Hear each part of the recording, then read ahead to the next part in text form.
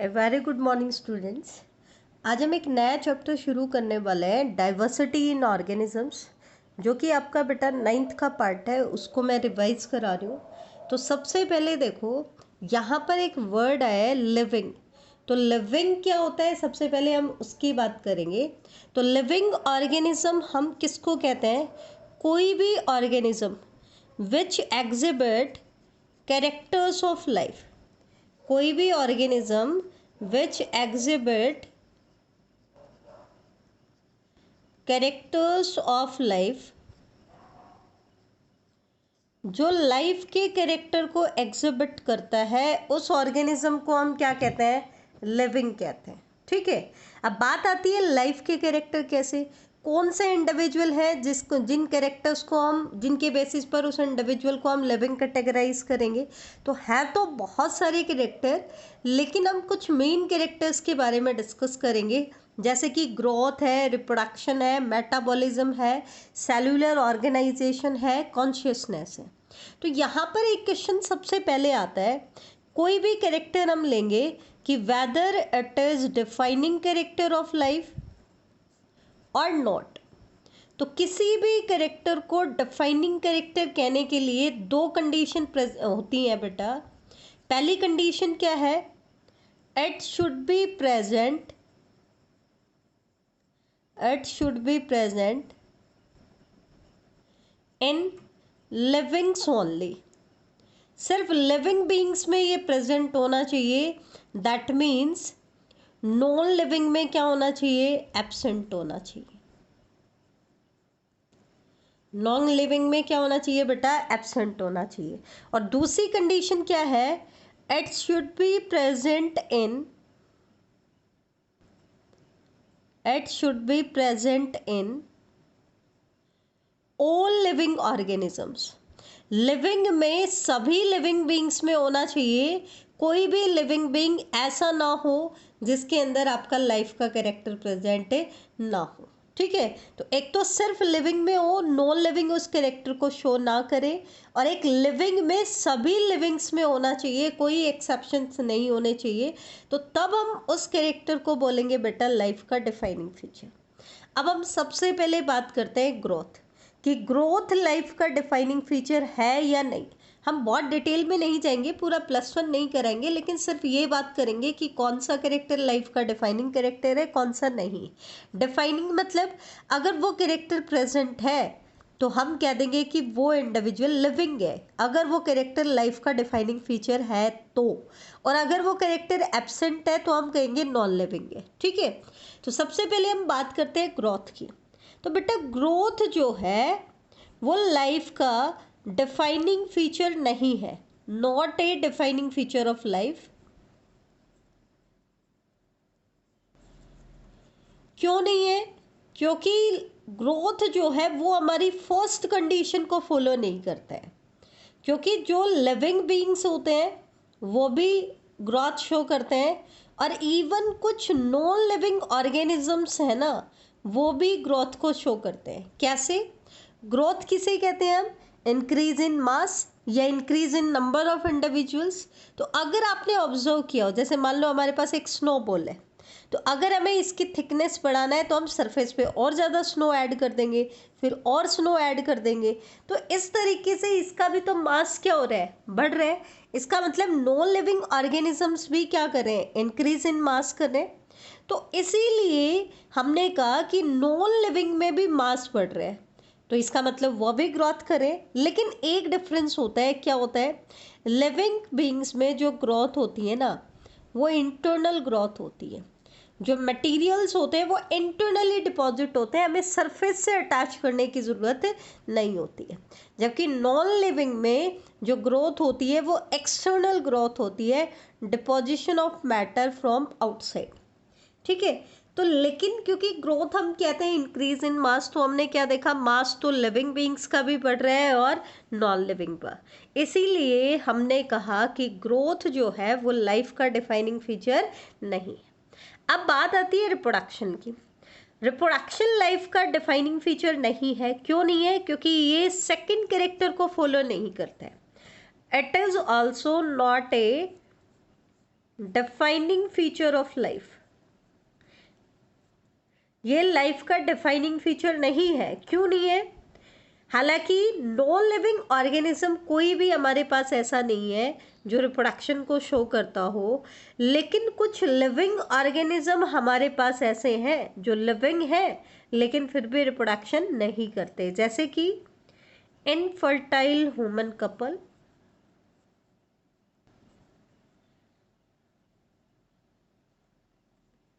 Worker bee, आपने देखा है स्टेराइल होती है, म्यूल भी कैसा होता है? स्टेराइल होता है। ठीक है, तो ये रिप्रोडक्शन नहीं करते, इसलिए रिप्रोडक्शन भी लाइफ का डिफाइनिंग फीचर नहीं है। तो ग्रोथ और रिप्रोडक्शन लाइफ के डिफाइनिंग फीचर नहीं है। ग्रोथ क्यों नहीं है? क्योंकि लिविंग के साथ साथ नॉन लिविंग भी ग्रोथ शो कर रहे हैं। रिप्रोडक्शन भी लाइफ का डिफाइनिंग फीचर नहीं है, लेकिन ये क्यों नहीं है बेटा? क्योंकि कुछ लिविंग बीइंग रिप्रोडक्शन शो नहीं करते।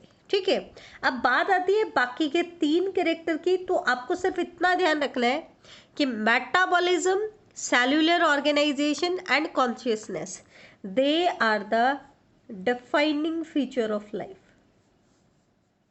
ये क्या है? डिफाइनिंग फीचर्स है। ठीक है, इनमें कोई एक्सेप्शन नहीं है। ये तीनों कैरेक्टर सिर्फ लिविंग बीइंग शो करते हैं और सभी लिविंग बीइंग शो करते हैं। दोनों कंडीशंस आपकी फॉलो हो रही है। अब एक बार मैं थोड़ा सा बता देती हूँ मेटाबॉलिज्म क्या होता है। बेटा, कोई भी लिविंग बॉडी जो है ना, उसकी बॉडी में थाउजेंड्स ऑफ केमिकल रिएक्शंस चल रही होती है। तो किसी भी लिविंग बॉडी में जो भी केमिकल रिएक्शंस चल रही है, उन सब का जो सम होता है, वो सम क्या कहलाता है बेटा? मेटाबॉलिज्म। किसी भी लिविंग बॉडी में जितने भी केमिकल कन्वर्जन्स हो रहे हैं, उन सब का सम क्या कहलाता है? मेटाबॉलिज्म कहलाता है। ठीक है, कॉन्शियसनेस का मतलब क्या होता है? किसी भी एक्सटर्नल स्टिमुलाई को बॉडी क्या करे? सेंस करे और फिर उसको रिस्पोंड करे। ये जो एबिलिटी होती है, इसको हम कहते हैं कॉन्शियसनेस। और एक चीज़ ध्यान रखना, सेल्फ कॉन्शियसनेस की जो एबिलिटी होती है वो सिर्फ किस में होती है? ह्यूमन में होती है। इसके अलावा सेल्फ कॉन्शियस कोई और नहीं होता है, सिर्फ ह्यूमन सेल्फ कॉन्शियस होते हैं। देखो बेटा, जब भी हमें किसी फंक्शन में जाना होता है या हम बाहर जाते हैं तो हम वेल ड्रेस्ड होकर के जाते हैं। ऐसा क्यों? क्योंकि इकलौता ह्यूमन ऐसा है जो सेल्फ कॉन्शियस है। क्या बाकी के एनिमल्स ऐसे करते हैं? नहीं। तो सेल्फ कॉन्शियसनेस की एबिलिटी सिर्फ किस में होती है? ह्यूमन में। लेकिन कॉन्शियसनेस सभी लिविंग ऑर्गेनिज्म शो करते हैं। ठीक है, तो ये लाइफ का डिफाइनिंग फीचर है। अब हम आते हैं थोड़ा सा आगे की तरफ। डाइवर्सिटी इन लिविंग ऑर्गेनिजम्स की बात कर रहे थे, तो डाइवर्सिटी क्या होता है? डाइवर्सिटी का मतलब होता है डाइवर्स फॉर्म। डाइवर्स फॉर्म मतलब डिफरेंट फॉर्म, जिसमें हम बात करेंगे number and type of organism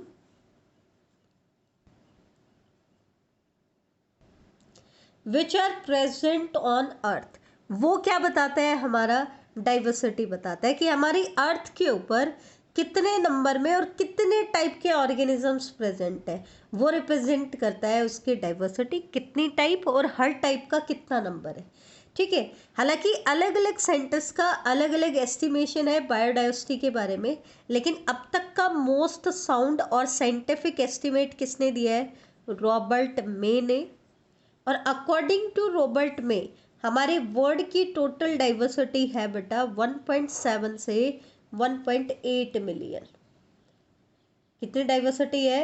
1.7 to 1.8 million. हालांकि ये जो नंबर होता है ये फिक्स नहीं होता है, नंबर वेरी करता रहता है। क्यों?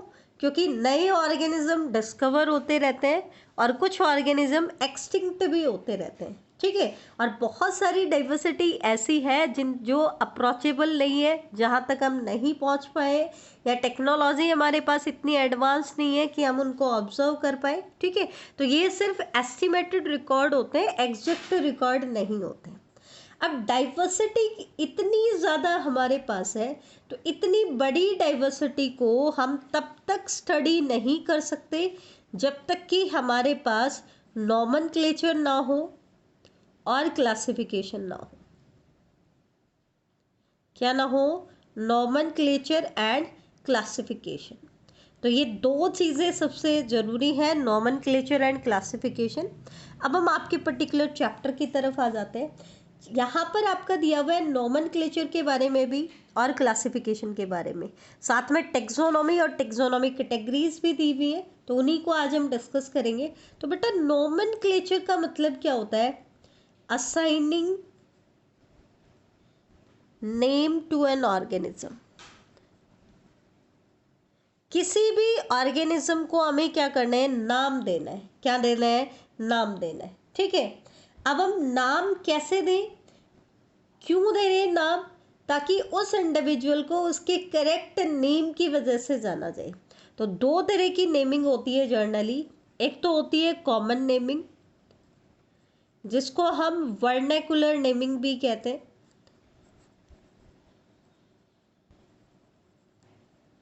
और दूसरी होती है साइंटिफिक नेमिंग। वर्नैकुलर जो नेमिंग होती है बेटा, ये होती है कॉमन नेमिंग जो होती है, ये एक पर्टिकुलर रीजन में या पर्टिकुलर लैंग्वेज में जो नाम दिया जाता है उसको हम कहते हैं कॉमन नेमिंग।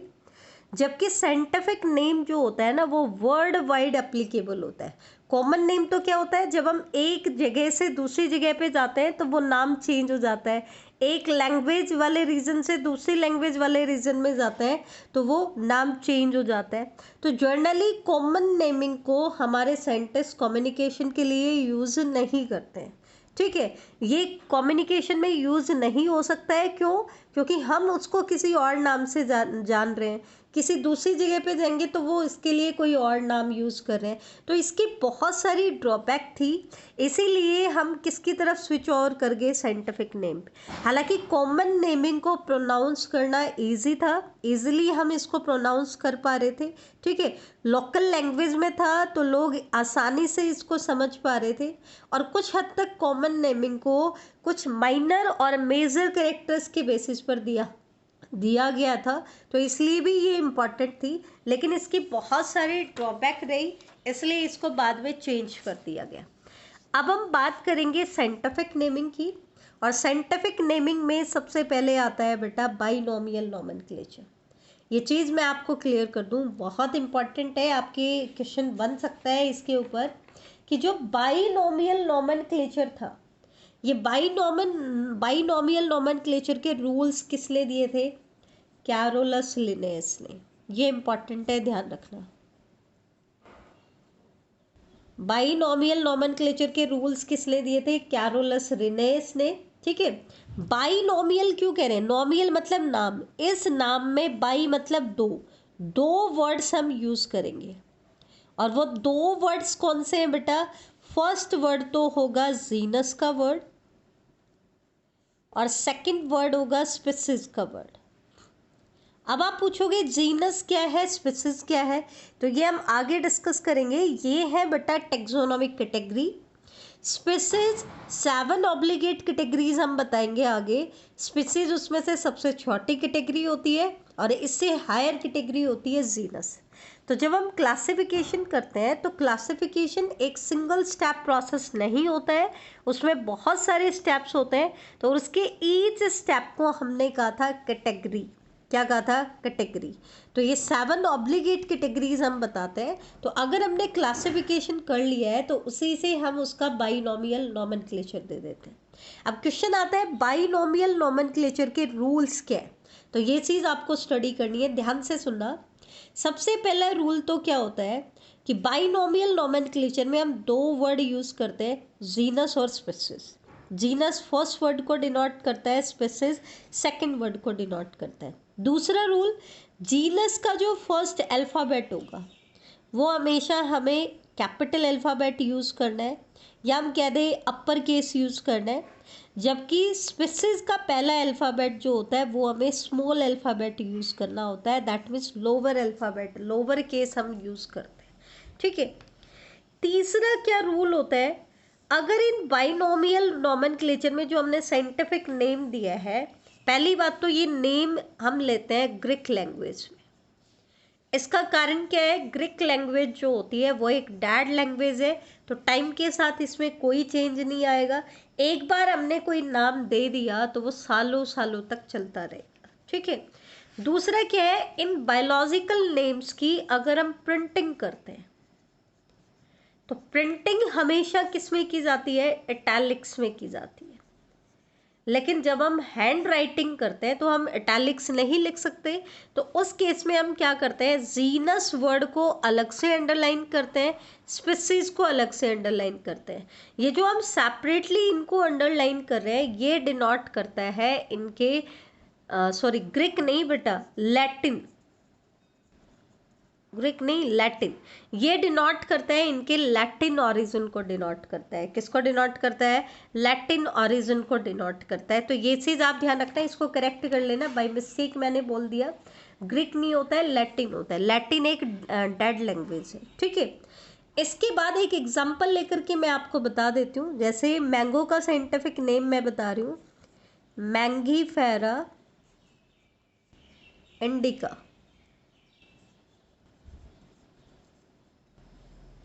यहाँ पर मैंगीफेरा इसके जीनस को डिनोट कर रहा है, इंडिका इसकी स्पीशीज को डिनोट कर रहे हैं। मैंने मैंगीफेरा को सेपरेटली अंडरलाइन किया है, इंडिका को अलग से अंडरलाइन किया है। मैंगीफेरा का एम कैपिटल लिखा है, इंडिका का स्मॉल आई लिखा है, ठीक है। कई बार क्या होता है बेटा, इसके एंड में ऑथर का नाम भी हम मेंशन कर देते हैं, लेकिन ऑथर का नाम एब्रीविएटेड फॉर्म में होता है, शॉर्ट फॉर्म में, फुल फॉर्म हम नहीं लिखते हैं, ठीक है। तो ये थे आपके बाइनोमियल नोमेनक्लेचर के रूल्स। अब हम आते हैं क्लासिफिकेशन, कि क्लासिफिकेशन क्या होता है। तो क्लासिफिकेशन का मतलब क्या होता है बेटा, कि हम किसी भी ऑर्गेनिज्म को कन्वीनियंट कैटेगरीज में डिवाइड करें। किस में डिवाइड करें, कन्वीनियंट कैटेगरीज में डिवाइड करें, उसको ग्रुप्स और सब ग्रुप्स में हम डिवाइड करें, तो वो जो प्रोसेस होता है उसको हम क्या कहते हैं, क्लासिफिकेशन कहते हैं, ठीक है। तो क्लासिफिकेशन क्या है, it is the scientific procedure of arranging organisms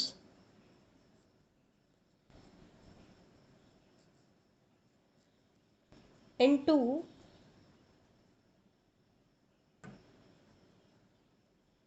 groups and सब ग्रुप्स। और इनको हमने ग्रुप और सब ग्रुप्स में किस बेसिस पर डिवाइड किया है, इनकी सिमिलरिटीज़ एंड डिससिमिलरिटीज़ के बेसिस पर। तो ये जो प्रोसेस होता है इसको हम क्या कहते हैं, क्लासिफिकेशन कहते हैं। क्लासिफिकेशन हम करते क्यों हैं बेटा, क्योंकि क्लासिफिकेशन की हेल्प से हम डाइवर्सिटी को अच्छे से स्टडी कर पाएंगे। क्यों, क्योंकि डाइवर्सिटी हमारी इतनी ज़्यादा है कि इतनी बड़ी डाइवर्सिटी को हम एक साथ तो स्टडी कर नहीं सकते, तो हमने उसको कन्वीनियंट ग्रुप्स और सब ग्रुप्स में बांट लिया, और हर कैटेगरी का हमने वन और फ्यू इंडिविजुअल्स को स्टडी कर लिया, और ये मान लिया कि बाकी जो इंडिविजुअल उसी ग्रुप के हैं उनमें भी सिमिलर कैरेक्टर्स होंगे, ठीक है। तो इनको स्टडी करना क्या हो गया, आसान हो गया। इतनी बड़ी डाइवर्सिटी को क्लासिफिकेशन की हेल्प से हम स्टडी कर पाए अपने लाइफ स्पैन में, और उसको याद भी कर पाए। क्या कर पाए, याद भी कर पाए, ठीक है। अब हम आते हैं वेरियस टाइप ऑफ क्लासिफिकेशन, ये इंपॉर्टेंट है। तो जैसे जैसे हमने क्लासिफिकेशन शुरू किया, सबसे पहले क्लासिफिकेशन आया two kingdom classification system. Two kingdom classification system दिया था बेटा लिनेयस साइंटिस्ट ने, और इसने क्या किया, टोटल ऑर्गेनिजम्स को दो कैटेगरी में डिवाइड किया। कौन सी दो कैटेगरी, एक तो था प्लांटे किंगडम और दूसरा था एनिमेलिया किंगडम। इसने टोटल ऑर्गेनिजम्स को दो ही किंगडम में डिवाइड किया, प्लांटे एंड एनिमेलिया। ये चीज ध्यान रखना, बाइनोमियल नोमेनक्लेचर भी कैरोलस लिनेयस ने दिया था, और टू किंगडम क्लासिफिकेशन सिस्टम भी किसने दिया है बेटा, कैरोलस लिनेयस ने दिया है, ठीक है। इसने दो किंगडम में टोटल ऑर्गेनिजम्स को डिवाइड कर दिया, प्लांटे एंड एनिमेलिया। किसके बेसिस पर, सेल वॉल के बेसिस पर। क्योंकि इनिशियल क्लासिफिकेशन सिस्टम था तो इतना ज़्यादा कॉम्प्लेक्स कैरेक्टर को इंक्लूड नहीं कर रहा था, सिर्फ इसने किसके बेसिस पर कैटेगराइज कर दिया, सेल वॉल के बेसिस पर। जिन ऑर्गेनिजम्स में सेल वॉल प्रेजेंट थी उनको इंक्लूड कर दिया प्लेंटे में, और जिनमें एब्सेंट थी उनको किस में डाल दिया, एनिमेलिया में। जैसे कि बैक्टीरिया, क्योंकि बैक्टीरिया में सेल वॉल प्रेजेंट होती है, मोनारा का मेंबर होता है। Cyanobacteria that means blue green algae, इसमें भी सेल वॉल प्रेजेंट होती है। फंगाई में भी सेल वॉल प्रेजेंट होती है। मॉसेस किसका एग्जाम्पल है, ब्रायोफाइट, तो उसमें भी सेल वॉल प्रेजेंट होती है, वो तो प्लांट्स होती ही है। फर्न, ये टेरिडोफाइट्स में आते हैं, तो ये भी प्लांट्स हैं। और इवन जिम्नोस्पर्म्स एंड एंजियोस्पर्म्स, इन सबको किस में कैटेगराइज किया उसने, प्लांट्स में कैटेगराइज किया। ये मैंने आपको लिनेस का क्लासिफिकेशन बताया है, उस टाइम उन्होंने थैलोफाइटा, ब्रायोफाइटा, टेरिडोफाइटा ये वर्ड्स यूज नहीं किए, उन्होंने सिंपली एग्जांपल्स दिए कि मॉसिस को हम किस में डालेंगे, प्लांटे में। फर्न को किस में ऐड करेंगे, प्लांटे में, ठीक है। और बाकी जितने भी एनिमल्स थे उनको किस में डाला, एनिमेलिया में, लेकिन इंक्लूडिंग अमीबा एंड पैरामीशियम।